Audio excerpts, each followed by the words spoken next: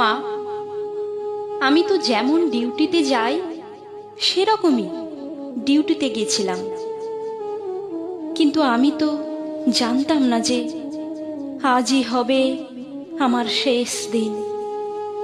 আমি তো আমার জুনিয়রদের সাথে একসাথে কত গল্প করতে করতে রাতের খাবার খেয়েছিলাম। জানো মা, অনলাইন থেকে অর্ডার করে আনিয়েছিলাম আমার প্রিয় খাবারটা, ওটাই আজ খেয়েছিলাম। তখনও যদি একটু বুঝতে পারতাম এটাই শেষ খাওয়া, এটাই শেষ গল্প। ডিউটির বাঁধনে আমি যখন ক্লান্ত হয়ে গেলাম মা, আমার চোখ দুটো ঘুমে বন্ধ হয়ে যাচ্ছিল, একটু শরীরের ক্লান্তি মেটাতে গেলাম। তখনও যদি বুঝতাম মা সারা জীবনের মতো বিশ্রামে চলে যাব। তখন ভোর রাত, আমি ওয়ার্ডে একা। তখন ভোরের শীতল বাতাসে আমার একটু ঠান্ডা লাগতে আমি লাল চাদরটা ঢাকা দিয়ে একটু চোখ বন্ধ করেছিলাম শুধু। সেই সময়ের অপেক্ষায় থাকা ওরা আমার সাথে। ছি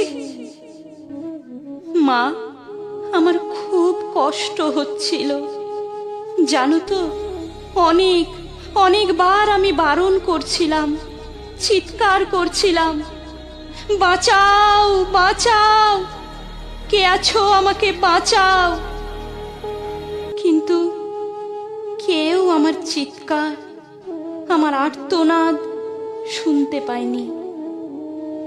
জানো তো মা, আর ওরা আরো পশুর থেকেও বিচ্ছিরি ব্যবহার করতে লাগলো, খেলতে লাগলো আমাকে নিয়ে ওরা। আমি ওদের হাতে পায়ে পড়লাম জানো তো। আমি এটাও বললাম যে আমাকে ছেড়ে দাও, দয়া করে ছেড়ে দাও, আমি কাউকে কিছু বলবো না, আমাকে যেতে দাও। কিন্তু ওরা আর আমায় তোমার কাছে একবার যাওয়ার সুযোগটা দিল না তোমার কোলে শেষবারের মতো মাথা রাখতে দিতে, দিল না শেষবার তোমার হাসি ভরা মুখটা দেখার সুযোগ, দিল না বাবার স্বপ্নে তার রাজকন্যার বড় ডাক্তার হওয়ার কাহিনীকে সত্য করতে।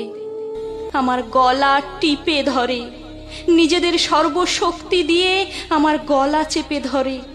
জানো মা, আমি অনেক চেষ্টা করছিলাম বাঁচার, কিন্তু হয়তো আজ ভগবানও চায়নি যে আমি হয়তো বেঁচে থাকি। ওই পশুদের শক্তির কাছে আমি হেরে যাই, আমার গলার হাড় ভেঙে যায়। ওরা আমায় এভাবেই ওখানে ফেলে রেখে চলে যায়, ওই বিবস্ত্রভাবে। সকালে সবাই আসে, কিন্তু এ কি, আমি কারো সাথে কোনো কথা কেন বলতে পারছি না?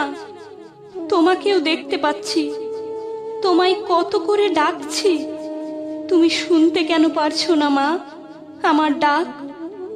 ও মা, মাগো, এই তো দেখো, দেখো না মা, ও মা, এই তো আমি।